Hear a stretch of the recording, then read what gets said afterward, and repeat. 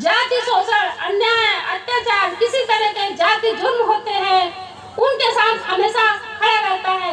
यहाँ तक कि हमारे समाज में जितने भी नेता हैं, अगर कोई किसी को आवाज देता है तो नेता कोई हमारा सुनता नहीं है। और यहाँ तक कि हमारी बहनें जो घर देख रही हैं और साथ में अगर कोई शोषित व्यक्ति उनको फोन करता है तो वो रात में भी उठकर उस व्यक्ति के साथ जब तक खड़ी रहती हैं जब तक उसको न्याय नहीं मिलता है। इसलिए हमारा भारतीय समन्वय संगठन लक्ष्य 365 दिन काम करता है और वो केवल अपने बहुजन समाज के लिए काम करता है और किसी के नहीं। बहुजन समाज के लिए रातों दिन हमेशा 365 दिन तत्पर रहता है और उनके हक अधिकार के लिए खड़ा रहता है। और हमारा भारतीय समन्वय संगठन लक्ष्य अपने हमारे समाज में जितने भी महापुरुष जन्मे हैं सभी के बारे में उनको जानकारी देता है कि हमारे महापुरुषों ने हमारे लिए क्या किया है। हमारे महापुरुषों ने कोई चैन की जिंदगी नहीं सोई है। हमारे महापुरुषों ने रातों दिन चैन सब पूरी हराम करके जब आज मुझे आज ये बैठने का यहाँ बोलने का अधिकार दिया है, जब भी हम आज यहाँ पे बैठ सकते हैं और जब भी बोल सकते हैं, वरना मुझे कोई किसी तरीके का अधिकार नहीं था। यहाँ तक कि हम सड़कों पे नहीं चल सकते थे। हमारे बाबा साहब ने ही हमको सड़कों पे चलने का अधिकार दिया है, नहीं तो हम घर के अंदर घुसे रहते थे और जो हम पे मनुवादी अत्याचार करते थे उसको हम खुशी खुशी से सहन करते थे। लेकिन आज हम हक से बोल सकते हैं कि हम किसी का अन्याय अत्याचार नहीं सहन करेंगे। हम अपनी आवाज पूरी ताकत के साथ रख सकते हैं और अपने हक अधिकार को हम छीन सकते हैं। इसीलिए हमें किसी के अन्याय अत्याचार नहीं सहन करना है और हमको शिक्षित होना पड़ेगा। बाबा साहब वो दहाड़ेगा व्यक्ति शिक्षा के माध्यम से शिक्षित होता है। अगर व्यक्ति शिक्षित नहीं होता है तो उसे कुछ भी नहीं पता होता है।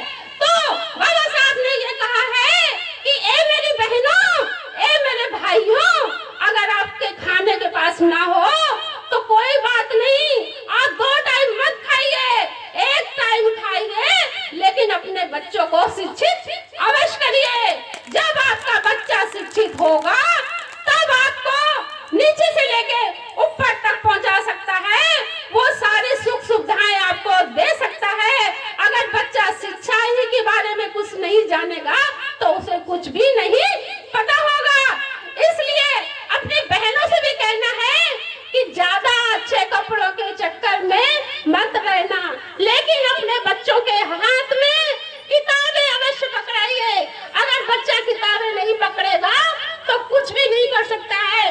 बाबा साहब ने यह भी कहा है कि हम महिलाओं का भी शिक्षित होना बहुत जरूरी है। अगर हमारी बहन बेटियां शिक्षित नहीं होंगी तो वो कुछ भी नहीं कर सकती हैं। अगर हमारी बहन बेटी शिक्षित होती है तो एक नहीं वो 2 परिवार को शिक्षित करती है, एक अपना ससुराल पक्ष और दूसरा मायका शिक्षित करती है। इसलिए बेटियों की भी शिक्षा बहुत जरूरी है।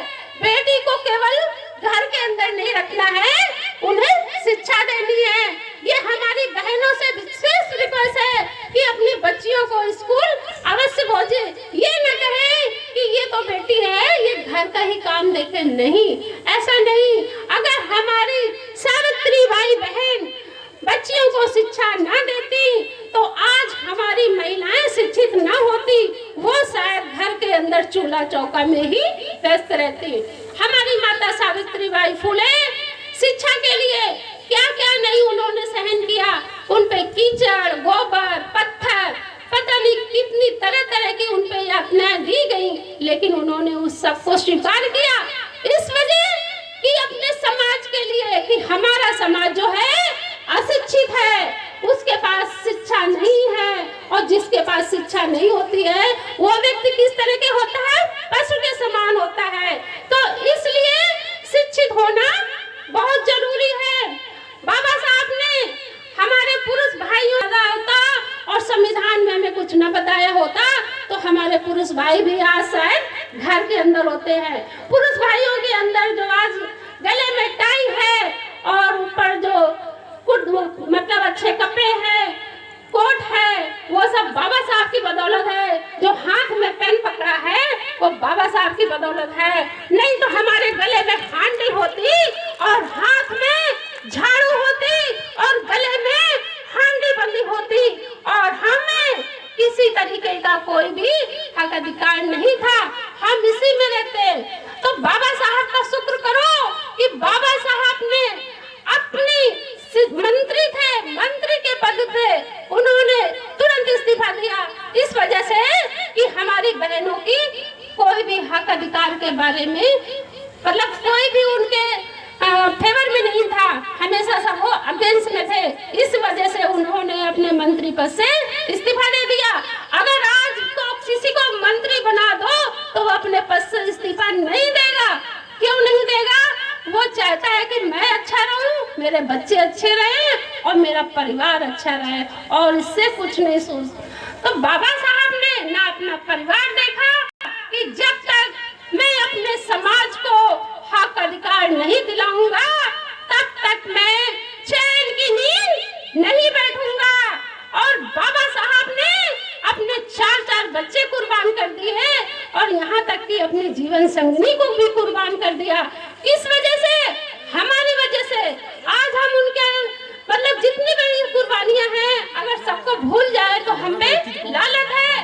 तो हम सबको दिन में कुछ न कुछ अपने बहुजन महापुरुषों के लिए काम करना चाहिए। अगर हम जब तक अपने बहुजन महापुरुषों के मिशन को नहीं समझेंगे, नहीं पढ़ेंगे, तब तक हम कुछ भी नहीं कर सकते हैं और हमारा इस दुनिया में जीना भी बेकार है। और मुझे तो जन्म तो इस धरती पे मिल ही गया था, लेकिन मुझे किसी तरीके के कोई अधिकार नहीं थे। वो अधिकार सिर्फ और सिर्फ दिए हैं तो हमारे किसने दिए हैं? बाबा साहब ने दिए हैं। नहीं तो हमें किसी तरीके का कोई अधिकार नहीं था। तो